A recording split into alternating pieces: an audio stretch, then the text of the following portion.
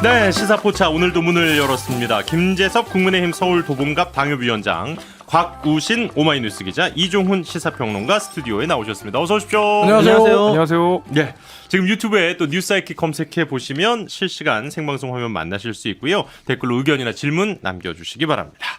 자, 오늘 먼저 첫 번째 주제, 김재섭 위원장과 이종훈 평론가 두 분이 공동으로 발제를 하셨다고 들었습니다. 역시 이제 국민의힘 전당대회가 지금 계속해서 뉴스의 상당수를 차지하고 있죠. 오늘도 상당히 바쁘게 돌아갔습니다. 그러니까 발제를 하고 보니까 겹쳤어요. 네. 그래서 공동 발제가 돼버렸어요.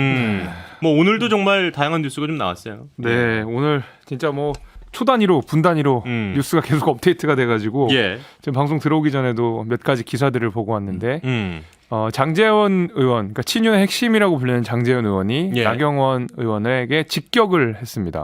아주 강도 높은 비판을 했는데 사실은 지금 나경원 의원이 뭐 저출산 노령화 고령사회 예. 대책위원장과 기후대사 이렇게 네. 두 가지 직책을 맡고 있었는데 대통령실에서 해임 통보를 했잖아요. 그렇죠.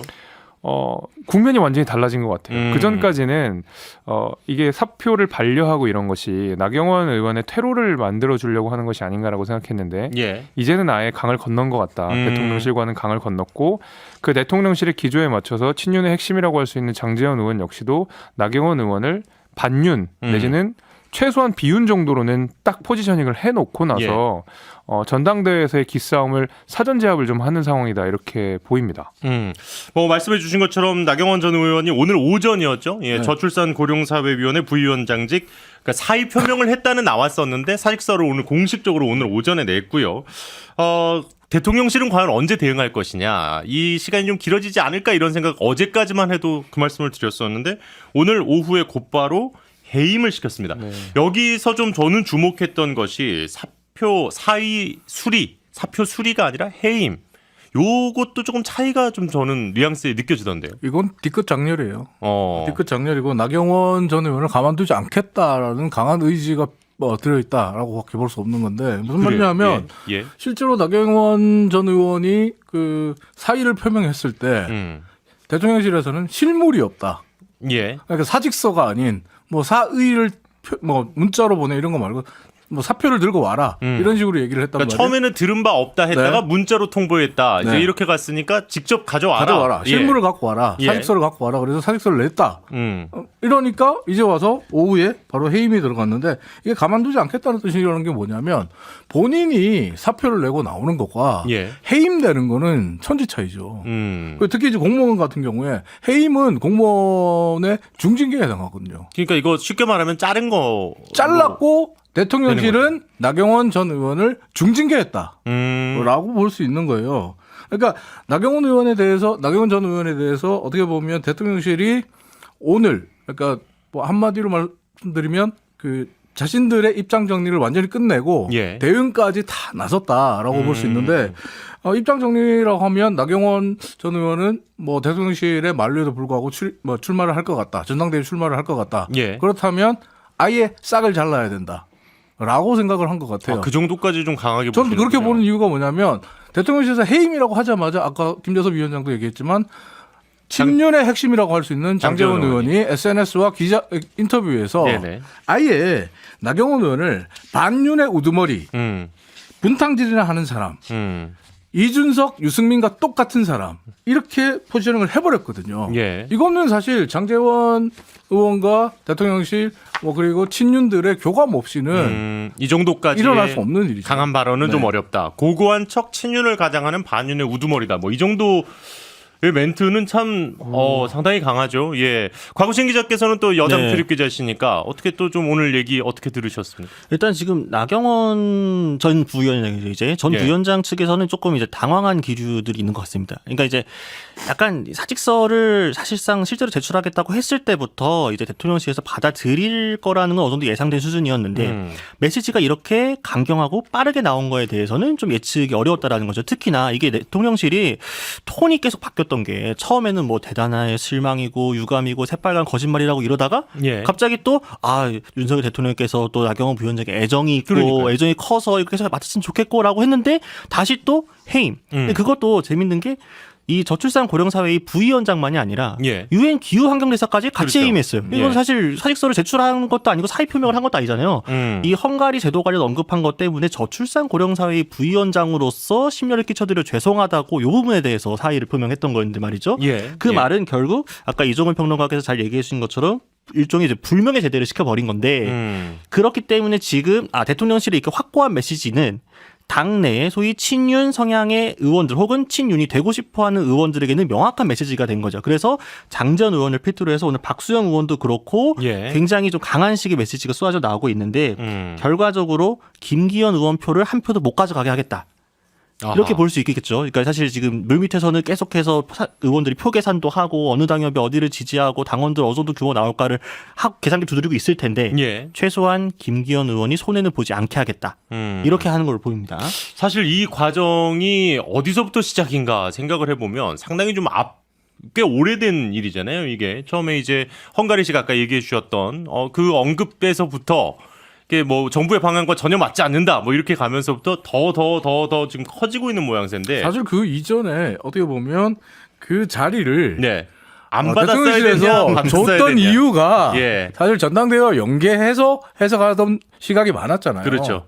그렇기 때문에 헝가리식 제도에 대해서 부위원장이 한마디 한 거 가지고 이렇게까지 일을 키울 것인가? 네. 이건 어떻게 보면 앞에 그러니까 자리를 왜 줬는가를 생각하라는 대통령실의 뜻이 있는 거죠. 네. 그런데 그게 이제 안상훈 심사수석이 나오셔가지고 그 나경원 부위원장의 발언을 이거는 우리의 기조와 다르다 굉장히 강하게 얘기했잖아요. 그렇죠. 근데 그게 저는 이제 사실 학교를 다닐 때 안상훈 당시 이제 사회복지가 교수셨는데 네네. 그때 이제 수업을 들었을 때 현금성 복지를 정말 극단적으로 싫어하시는 분이세요. 그래서 처음에는 저도 안상훈 교수가 그런 얘기를 한 거면 뭐 그럴 수도 있겠다. 그러니까 포퓰리즘 정책이라서 반대를 네. 한 거다. 그건 이제 완전히 그 대통령실의 입장, 특히 이제 안상훈 수석의 입장과는 정반대기 때문에 네네. 이걸 중간에서 막지 않으면 안 되겠다 정도로 생각은 했었었는데 그럼에도 불구하고 제가 한편으로 다른 생각이 들었던 것은 처음에 이제 윤 정부가 나왔을 때 책임 내각 책임 총리 이야기를 굉장히 많이 하셨거든요. 그래서 사실 어떤 발언이 있던지 간에 예. 어쨌든 이 사실상 이제 내각이라고 볼 수 있는 그리고 장관급 인사를 볼 수 있는 나경원 부위원장의 말에 조금 더 대통령이 지켜보거나 아니면은 약간의 논평 정도만 했었어도 되는데 아무리 안상훈 수석의 그 정치적 견해나지 학문적 견해와 완전히 다르다고 하더라도 그 메시지는 좀 세게 나간 건 맞는 것 같거든요. 예. 그 이후로 쭉 벌어지는 일들을 보게 되면 사실은 정책적인 비판 이외에 정치적인 메시지들이 분명히 담겨 있는 것 같고 그것은 나경원 출마하지 말아라는 내용이 분명히 저는 그 안에 포함되어 있다고 생각합니다. 예. 여기에는 뭐 그렇다고 해서 나경원 의원의 과실이 없느냐 그건 아니죠. 나경원 의원 역시도 당대표 출마의 뜻이 있었다 그러면 대통령에게 직을 제안하거나 또는 대통령의 제안을 받지 않았어야 되는데 그런 책임성들은 분명히 있지만은 여하튼 좀 그 책임 내각 책임 총리 이런 그 처음의 이야기랑은 좀 다른 것 같아서 그런 예. 부분 저도 좀 아쉽게 생각합니다. 알겠습니다. 뭐 이제는 이제 가장 중요한 게 더 이상 퇴로가 거의 줄어든 상황에서 이 이후에 나경원 전 의원의 행보는 어떻게 될 것이냐. 상당히 많은 분들이 좀 관심을 갖고 있습니다. 게다가 오늘 이제 SNS에서 2019년 12월 그러니까 당 원내대표직을 내려놓던 시기의 이야기를 다시 한번 언급을 했고요. 그러면서 바위로 이제 이 강줄기를 막아도 강물은 바다로 흘러간다. 여기에 또 장재원 의원은 그 바위가 나경원 전 의원이다. 이렇게까지 서로 공방을 좀 주고 갔었는데요. 이 얘기 좀 더 나눠보도록 하겠습니다. 지금 시간이 광고를 잠깐 듣고요. 네. 예, 이 얘기는 뭐 계속해도 좀 오래 걸릴 것 같아서 빨리 광고 다녀와서 이 이야기를 더 나눠보도록 하겠습니다. 잠시만요. 네, 뉴사이킥 시사포차 김재섭 위원장 이종훈 평론가 곽우신 기자와 함께하고 있습니다. 3833번님께서 김재섭 위원장님도 말 잘해요. 지키기 싫으시면 이러면서 약간 걱정인 것 같은데요. 제 걱정을 뭐 국민의힘에서도 하시고 민주당에서도 하시고 저희 부모님도 하시고 저희 당원들도 하시고 네, 저는 잘 살아가고 있습니다. 예. 너무 걱정 안 하셔도 됩니다. 뭐 이제 광고 듣기 전에 나경원 전 의원의 SNS에 올린 이 글에 대한 이야기를 좀 했었는데 이 뭐 SNS 내용을 분석하는 것보다는 향후 행보가 어쨌든 가장 관심이 가는 대목 아니겠습니까? 어떨 거라고 예상을 하세요? 지금 신호는 이 정도면 정말로 나오지 마까지 들으셨는데 머리가 좀 상당히 복잡할 것 같은데요. 지금. 근데 이제 2019년 12월을 오늘 언급한 게 저는 굉장히 유의미하다고 생각이 드는데요. 그래요? 예. 왜냐하면은 이때가 이제 자유한국당 원내대표 임기를 마칠 때였습니다. 그게 원래 1년 임기를 마치면 이 국회의원 임기가 6개월 이내로 남았을 경우에 한해서 예.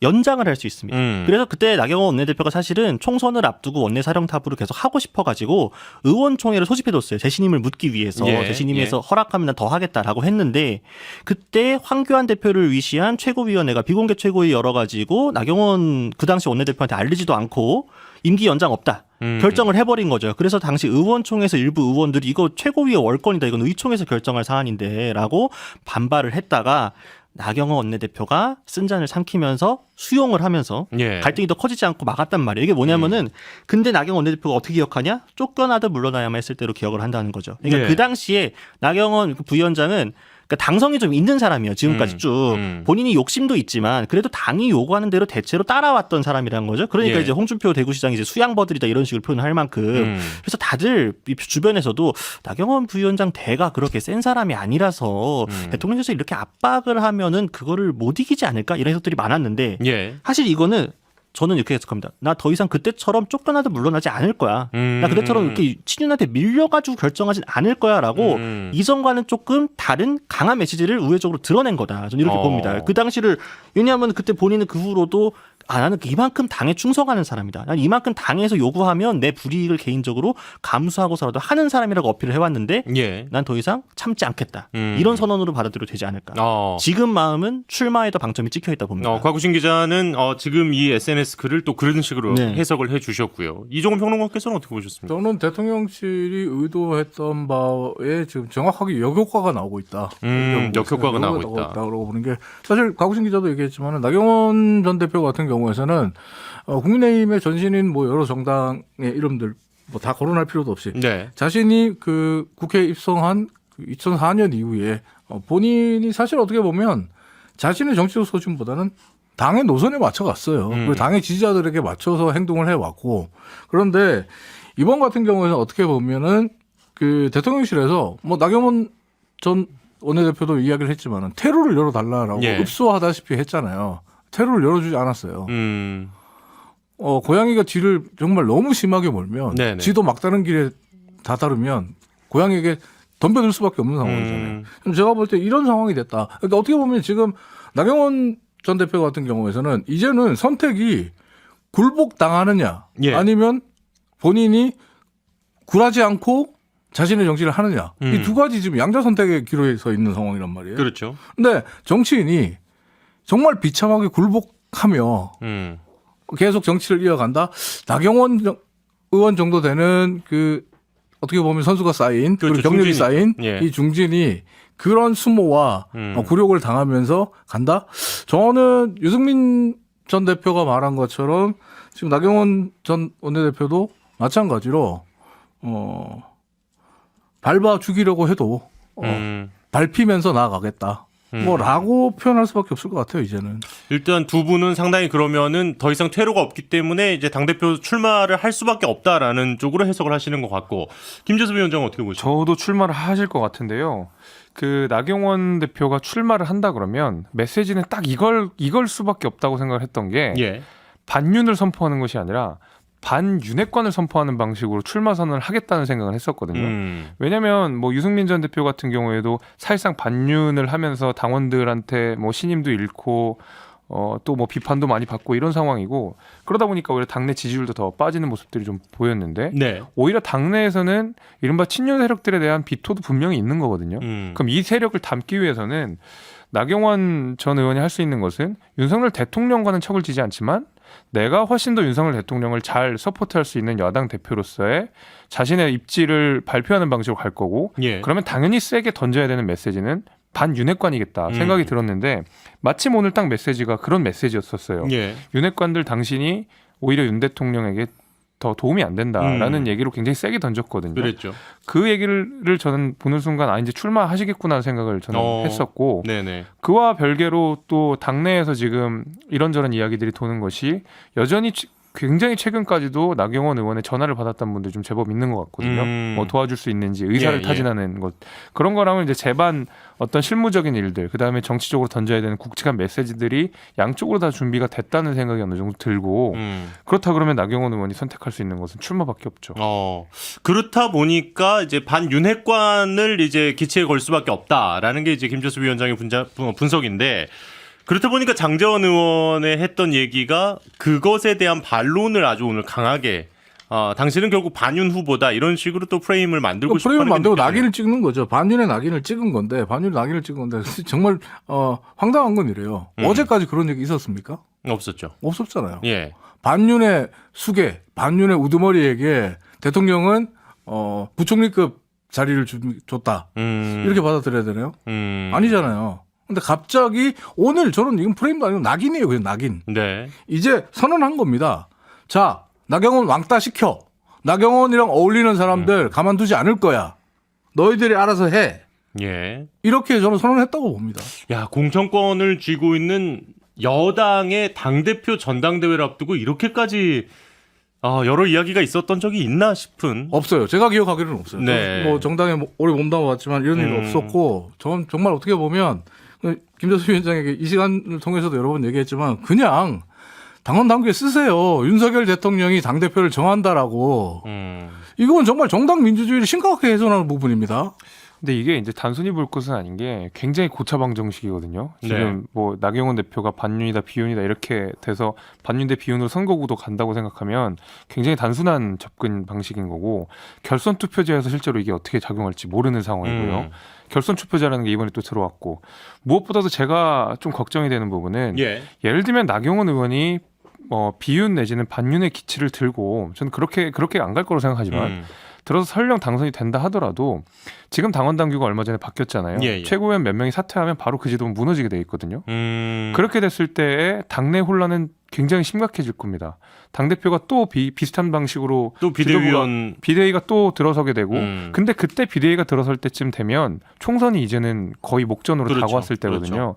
그러면 이거 선거가 어려워진다. 이 의식을 다 갖고 나서 이거를 좀 접근을 저는 해보게 되는데 그러다 보니까 지금의 갈등이 단순히 비윤 반윤 뭐 친윤 구도가 아니라 그 위에 있을 총선에 지금의 당권 구도가 어떻게 나중에 나비 효과로 작용할지 저는 예. 그게 지금 상당히 두려운 상황입니다. 그러니까 이준석 전 대표도 그래서 오늘 SNS에서 이 누군가를 막으려고 만든 결선 투표인데 이제 또 다른 누군가를 막기 위해서는 결선 투표를 안 해야 될 텐데요라고 남겼습니다. 뭐 당연히 전자는 이제 유승민 전 대표를 얘기하는 걸 것이고 그리고 이제 후자는 지금 아마도 나경원 지금 전 의원을 지칭하는 것이 아닐까 미루어 짐작하게 되는데 지금 이제 뭐 계속 여론조사와 관련된 이야기도 이번 주 내내 했습니다만은 현재로서는 어쨌든 당심에서 1위 후보가 나경원 전 의원이다 보니까 이렇게 결선 후표 가면은 야 이게 후보 간 득실 계산도 상당히 좀 복잡하겠는데요.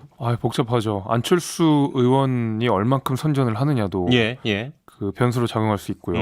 유승민 의원이 출마 여부도 굉장히 또 표심이 어떻게 갈릴지 그렇죠. 또 굉장히 잘 모르겠고 게다가 또 재밌는 현상은 이른바 그 친유승민계라고 불리는 그 계열에서 약간 나경원 대표에게 힘을 실어주는 듯한 그러니까 힘을 실어준다라고 보기는 어렵지만은 듯한 발언들이 나오고 있어서 그렇다 그러면 이준석 전 대표나 유승민 전 대표를 지지하는 표심이 나경원 대표한테 갈 것인가? 아니면 뭐 안철수 대표한테 갈 것인가? 아니면은 김기현 대표한테 갈 것인가? 이거 지금 계산이 복잡하거든요. 거기에는 또 어쨌든 유승민 전 의원이 출마를 하냐 안 하냐가 대단히 굉장히 큰 변수가 중요한 되겠군요. 것이죠. 예. 그래 아직까지 출마 선언하지 않은 당대표 후보도 분명히 있을 수 있다고 생각합니다. 아직 하마평에 오르지 않지만 저는 그런 면에서는 아직까지 이 지금 전당대회가 굉장히 혼탁하게 흘러가고 있는데 잘 모르겠어요. 예측이 안 돼요. 두 분 얘기까지 좀 들어보고 이 주제는 마무리하죠. 저는 나경원 전 대표가 전당대회에 출마해도 큰 변수가 될 수는 없다고 봐요.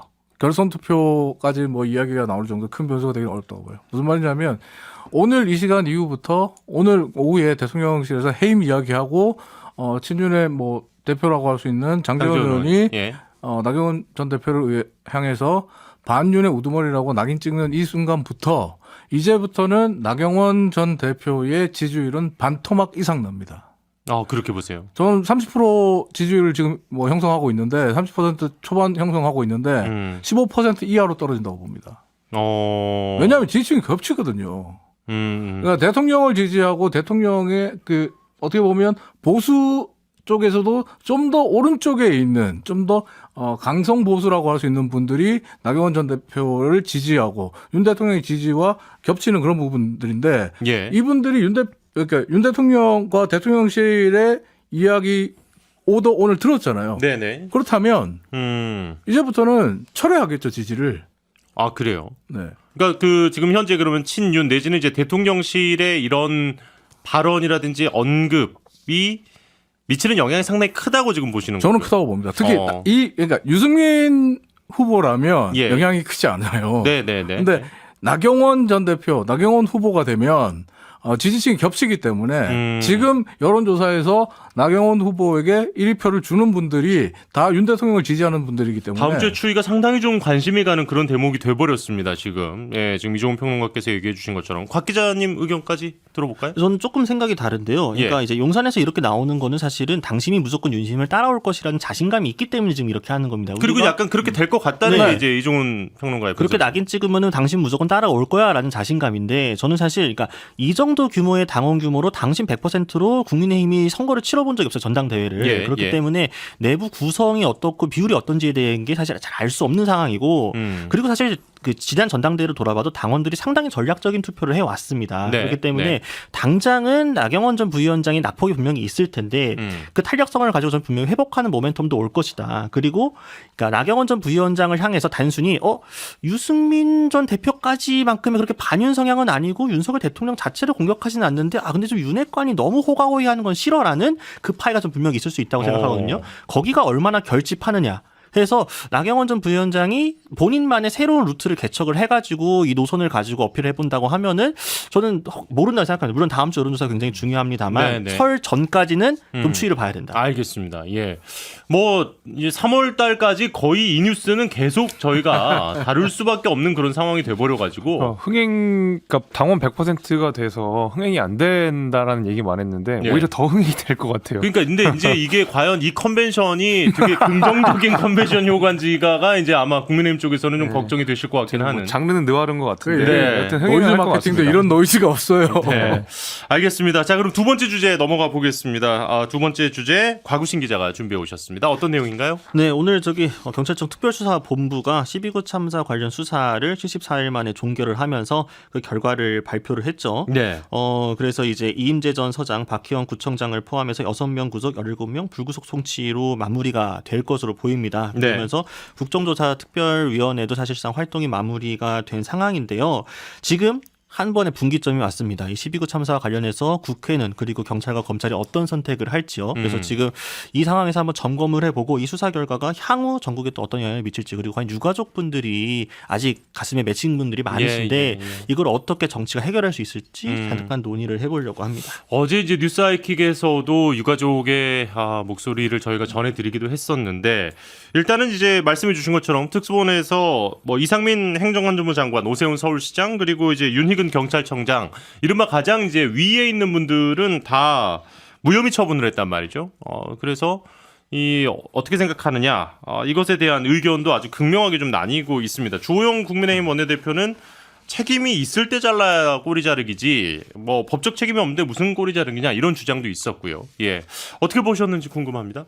저는 샌더의 그 정의란 무엇인가? 예, 라는 마이클 책이 샌델 교수. 또 한 번 떠올랐어요. 네. 그러니까 유승민 의원 말 맞다나 행정안전부, 경찰청 그리고 서울시의 높으신 분들은 다 책임 없다. 이게 특수본의 결론이잖아요. 예, 처음에 특수본이 경찰을 조사하고 행정안전부를 조사할 수 있느냐라는 우려가 있었는데 그 우려가 쏟아질 때마다 뭐라고 했습니까? 뭐 국민의힘과 대통령실과 경찰에서 걱정할 필요 없다. 믿고 맡겨달라 그랬잖아요. 근데 이제는 책임 없음이라고 얘기하고 책임 없는데 어떻게 처벌하니? 뭐 이런 식으로 이야기를 하고 있잖아요. 예, 근데 국가라는 게 탄생한 배경을 보면 국가는 일종의 국민과의 사회계약을 맺고 있잖아요. 사회계약을 맺고 있는 게 국가는 내가 세금을 내고 내가 국가에 대한 의무를 다하는 대가로 국가는 나에게 국민의 안전과 재산, 생명을 보호해주는 책임을 무한히 진다라는 윤석열 대통령도 얘기했듯이. 예. 그런데 지금처럼 하면 높으신 분들이 다 빠지면 국가는 국민의 안전과 생명을 위해서 도대체 어떤 책임을 지는 존재입니까? 국가의 존재의 이유 그리고 국가와의 사회계약 이 부분까지 심각하게 들여다보고 싶은 오늘 수사였다 이렇게 생각을 합니다. 예.